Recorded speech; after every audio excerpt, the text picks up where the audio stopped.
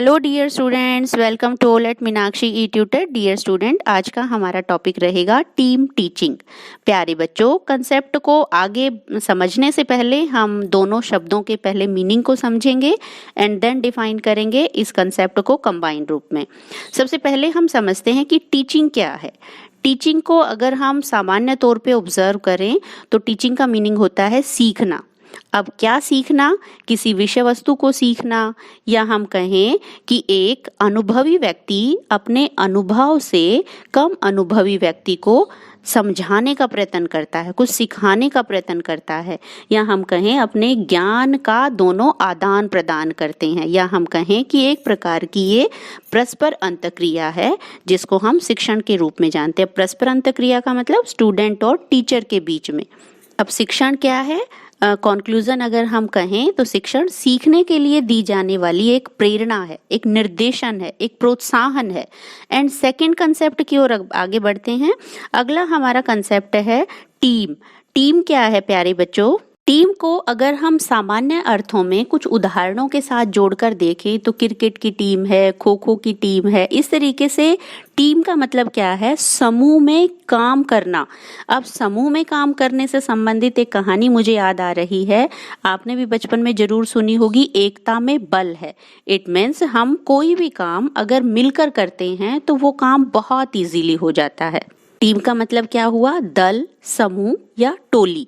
अब हम दोनों शब्दों को जब कंबाइंड रूप में समझते हैं तो कैसे समझेंगे? टीम टीचिंग अर्थात समूह में किया गया शिक्षण।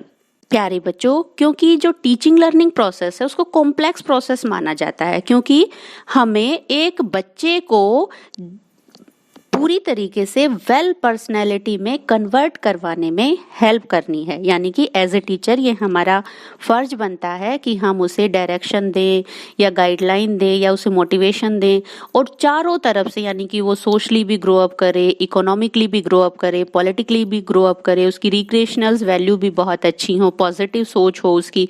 तो हम जब एज ए टीचर इतना बड़ा टारगेट लेकर चल रहे हैं तो शायद हमें अकेले इस काम को करने में कठिनाई आ सकती है। तो हम क्या करते हैं?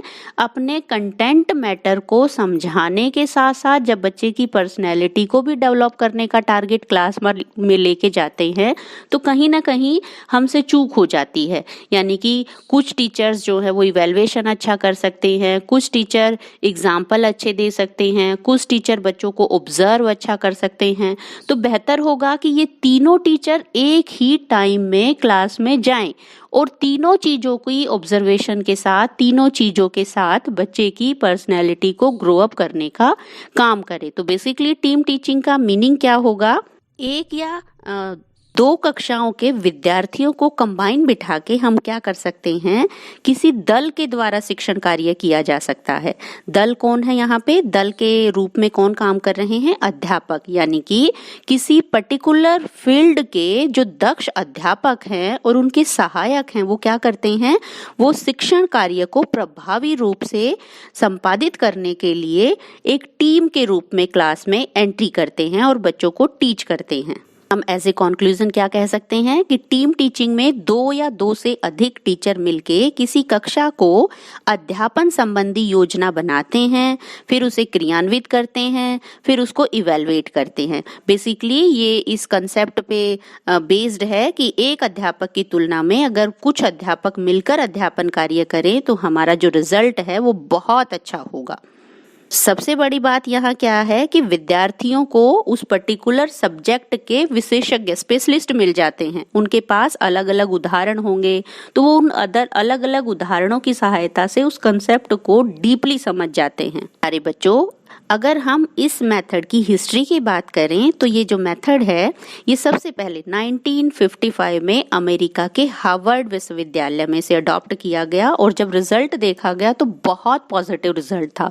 फिर धीरे धीरे जैसे जैसे साइकोलॉजी या तकनीकी विकास शिक्षा के क्षेत्र में प्रवेश कर चुके थे तो हमने इसे आधुनिक या मॉडर्न टेक्निक या स्ट्रेटजी के रूप में अडॉप्ट किया। यानी कि आज के टाइम में अगर हम टीम टीचिंग की बात करें तो हायर लेवल पे टीम टीचिंग एक तरह से पीयर डिस्कशन, सेमिनार, वर्कशॉप इनकी जनक भी मानी जाती है। टीम टीचिंग को अगर हम थोड़ा सा और डेफिनेशन के थ्रू समझें तो एक शिक्षाविद हैं जेपी पुरोहित, वो क्या कहते हैं कि 2 या अधिक अध्यापक जिसमें मिलकर नियमित रूप से किसी कक्षा का अध्यापन करते हैं या अपनी उस काम को करने की योजना बनाते हैं, उसे क्रियान्वित करते हैं या फिर उसका मूल्यांकन कर सकते हैं, या हम कहें बच्चों की अभिरुचियों को समझ सकते हैं, बच्चों की योग्यताओं को समझ सकते हैं, दक्षताओं को, या छात्रों की आवश्यकता के अनुसार कंटेंट को 2 या 2 से अधिक टीचर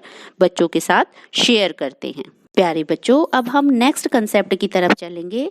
टीम टीचिंग के स्टेप्स क्या हैं?